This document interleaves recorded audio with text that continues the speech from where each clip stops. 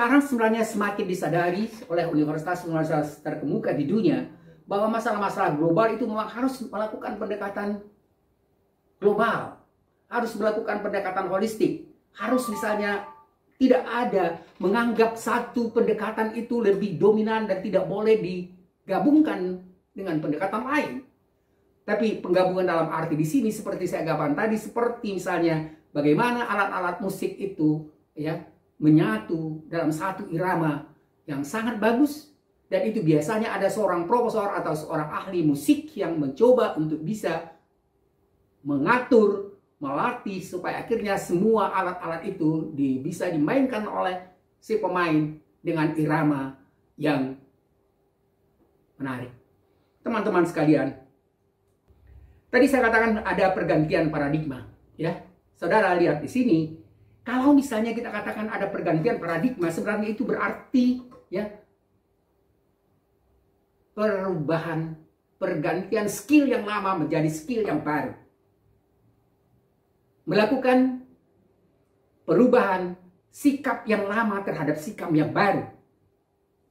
Kemudian harus ada perkembangan pengetahuan dari yang lama, pengetahuan yang baru. Kesulitan kita sebenarnya adalah sulit sekali ya para ilmuwan kita itu bisa melakukan perubahan paradigma ini karena memang tidak begitu banyak baca.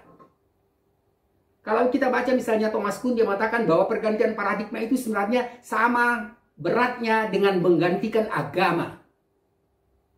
Tidak begitu mudah karena dia sudah menjadi sikap yang tertanam di dalam pemikiran dan akhirnya alergi dengan pemikiran yang lain. Alergi dengan kritik akademis. Padahal sebenarnya kritik itu dimungkinkan yang mengembangkan ilmu pengetahuan. Tidak ada ilmu pengetahuan berkembang tanpa kritik.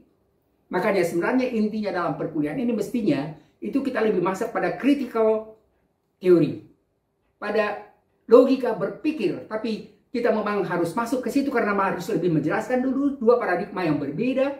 Dan ini sebenarnya bisa Anda lebih pahami nanti kalau kita sudah memasuki perkuliahan dengan memberikan paling tidak beberapa buku yang bisa Anda baca dan kemudian penjelasan-penjelasan, walaupun sebenarnya penjelasan itu termasuk ringkas.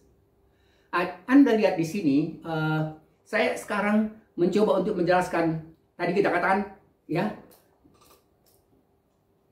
pertandingan tinju antara Einstein dan Newton. Saudara lihat pada bagian PowerPoint ini judulnya runtuhnya dominasi paradigma Newton dan lahirnya paradigma Einstein. Saudara lihat ya, ini dibuat seperti dua hal karena tadi pertandingan ya, dan bagaimana misalnya perbedaan antara paradigma Newtonian ya, kadang-kadang disebut juga paradigma Kopernikan ya, Kopernikus. Ada juga yang mengatakan misalnya paradigma yang lain, tapi yang jelas itu adalah paradigma yang menekankan pendekatan empiris dan positivistik. Sementara yang kedua adalah pandangan dunia ilmiah Einstein, ya. Dan paradigma ilmiah Einstein ini itu mulai berkembang ketika kita memasuki apa yang disebut tadi dengan era 3.0, 4.0 dan seterusnya.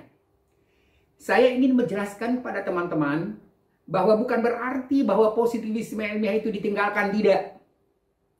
Tapi sekarang ada yang lebih melengkapi pendekatan positivisme ilmiah itu.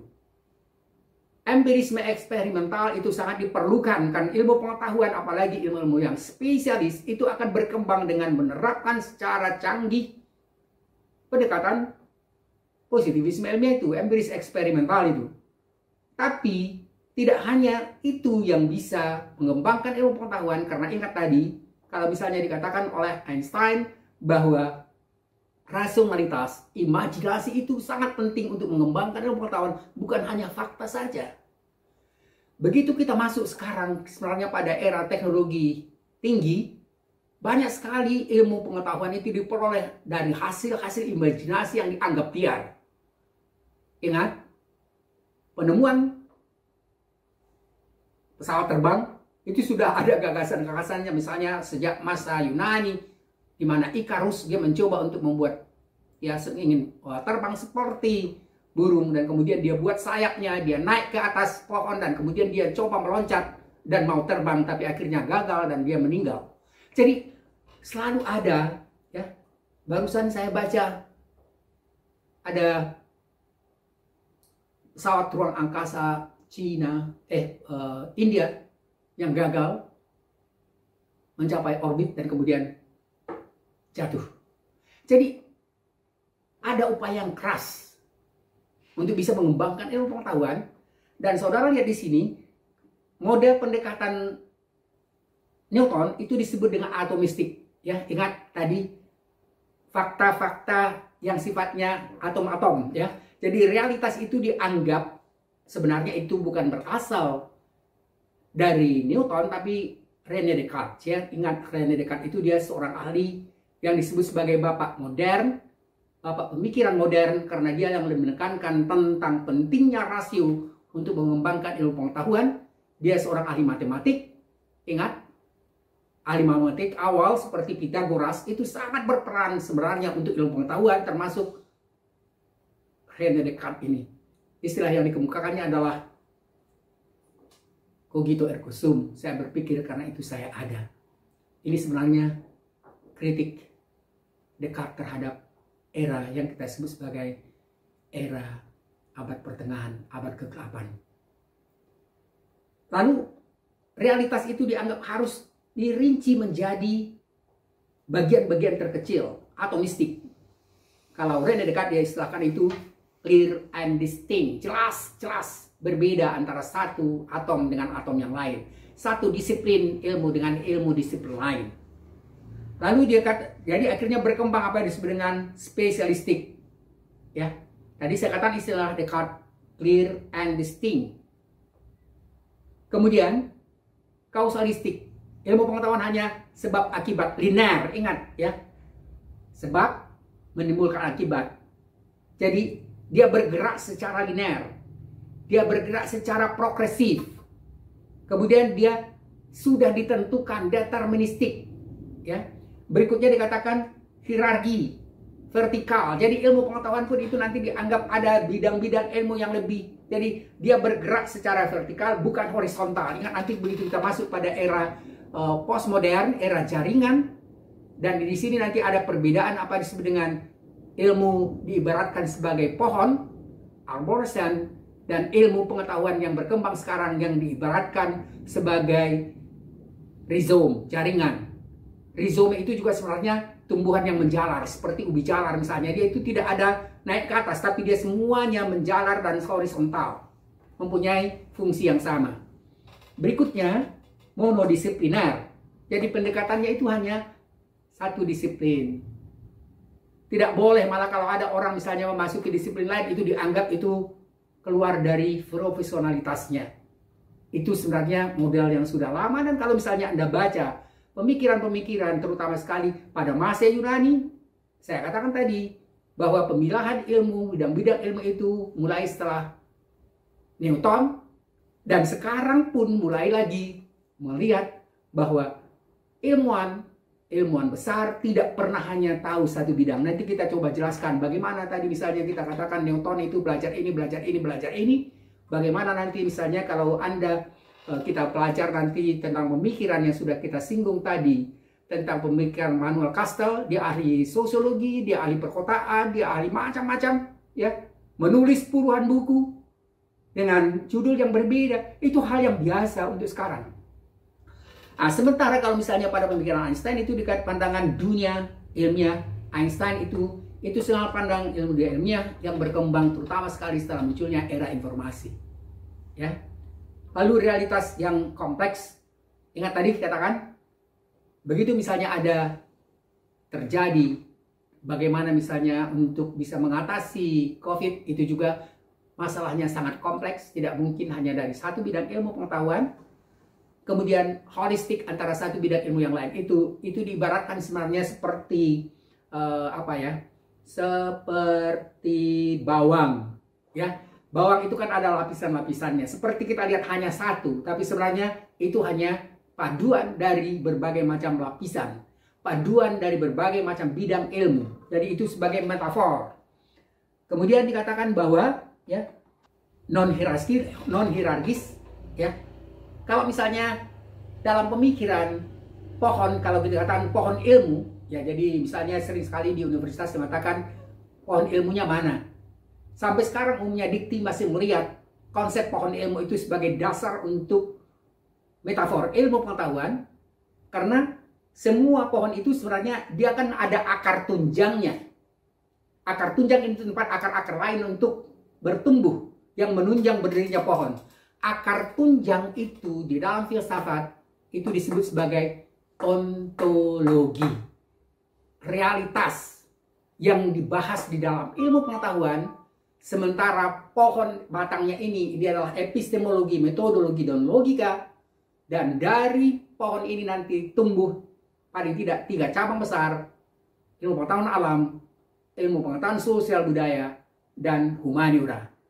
Dari 3 cabang besar ini nanti tumbuh ranting, dan seterusnya, sehingga akhirnya berkembang ratusan bidang ilmu.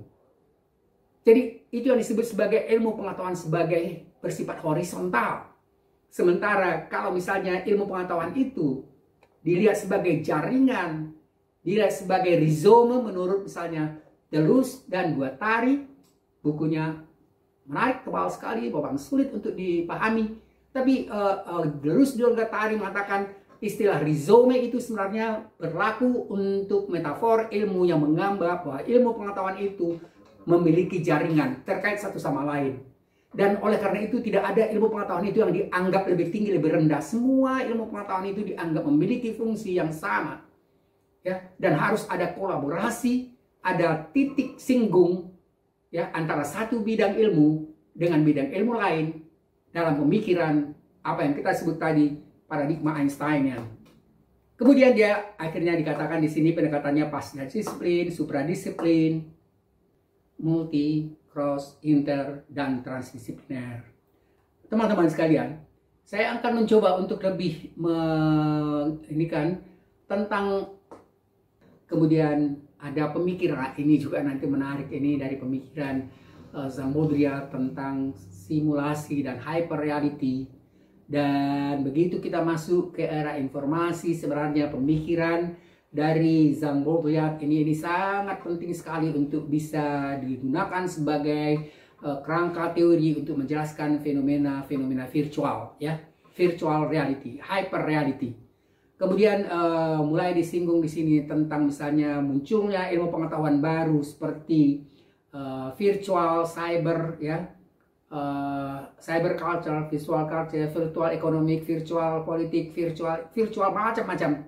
Dan itu sebenarnya ilmu pengetahuan baru yang sekarang memang informasi-informasi yang kita dapatkan sebenarnya untuk riset, untuk disertasi dan tesis itu lebih banyak sekarang kita peroleh dari internet. Teman-teman sekalian, saudara lihat, ini mestinya baru kita masuk pada permasalahan logika. Ini luas sekali sebenarnya penjelasannya. Jadi saudara lihat, di sini saya ambil satu judul buku, ya, The Logic in Philosophy of Science. Ya, tadi saya katakan kita sebenarnya sudah mencoba membicarakan permasalahan dalam filsafat ilmu pengetahuan itu biasanya dibedakan atas 3 hal. Yang pertama disebut dengan permasalahan ontologi, tentang realitas, tentang apa masalah yang kita teliti, yang kita riset, yang kita bicarakan, yang kita diskusikan. Misalnya tentang permasalahan sosial, politik, ekonomi, atau metafisika, dan lain-lain.